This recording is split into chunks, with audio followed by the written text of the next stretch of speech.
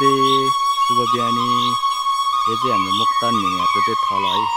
पुर्खौली थलो चाहिँ यही बारी भएको भेकमा बस्नुहुन्थ्यो अरे। अनि देसन त्यस्तै अब रुख आएर चाहिँ तल सार्नु भएको छ।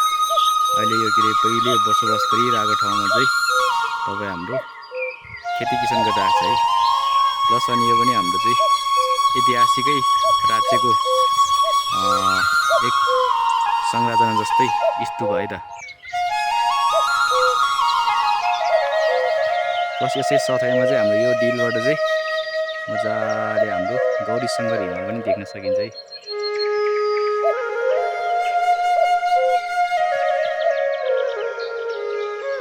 यो चाहिँ हाम्रो खाइबा बाजेल भने जस्तै हाम्रो अत्तरपुरको चाहिँ कालीवन चुन्न आछ र हाम्रो बस्ती चाहिँ तल छ है।